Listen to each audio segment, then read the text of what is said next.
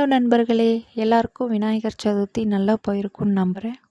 இந்த வருஷம் விநாயகர் சதுர்த்தி நான் எப்படி கொண்டாடினேன் அப்படிங்கிறது தான் இந்த வீடியோவில் ஷேர் பண்ணியிருக்கேன்.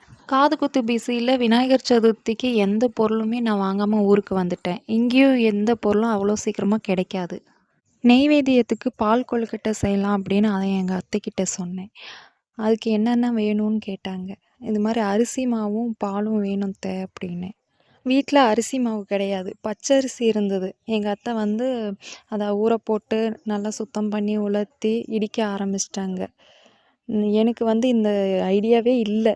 ஒரு 1/4 மணி நேரத்துலேயே அரிசி மாவு ரெடி பண்ணி கொடுத்துட்டாங்க. இந்த ஐடியா எனக்கு ஃபஸ்ட்டே தெரிஞ்சிருந்ததுன்னா ஊரில் வந்து நான் இதை மிக்சியில் போட்டு நான் ரெடி பண்ணியிருப்பேன். அரிசி மாவு காசு கொடுத்து கடையில் வாங்கியிருக்க மாட்டேன். ஈவினிங் எப்பயும் போல் பால் கறப்பாங்க. அதில் நான் கொஞ்சம் பால் எடுத்து வச்சுக்கிட்டேன். அரிசி மாவில் கொதிக்கிற தண்ணி உப்பு போட்டு நல்லா கலந்து ரவுண்ட் ரவுண்ட் பால்ஸாக உருட்டி வேக வச்சு வெந்ததுக்கப்புறம் கரைச்ச வெல்லம், பால், இடித்த ஏலக்காய் போட்டு கொதிக்க வச்சேன்.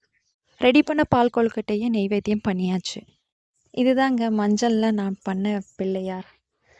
பூக்கள்லாம் நம்ம வீட்டு பக்கத்துலேயே இருந்த செடியில் பறித்து வச்சது. கண்ணுக்கு கிச்சனில் இருக்க மிளகு அதை வந்து செட் பண்ணிட்டேன். ரொம்ப ரொம்ப எளிமையாக இந்த வருஷம் விநாயகர் சதுர்த்தி கொண்டாடினேன். மனசுக்கும் நிறைவாக இருந்தது.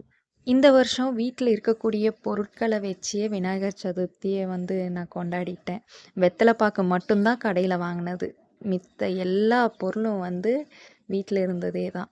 இதில் முக்கியமான பொருள் அருகம்புல்லை மறந்துட்டேன். அதுக்கப்புறம் வரப்பில் இருந்த அருகம்புல்லை வச்சு சாமி கும்பிட்டாச்சு.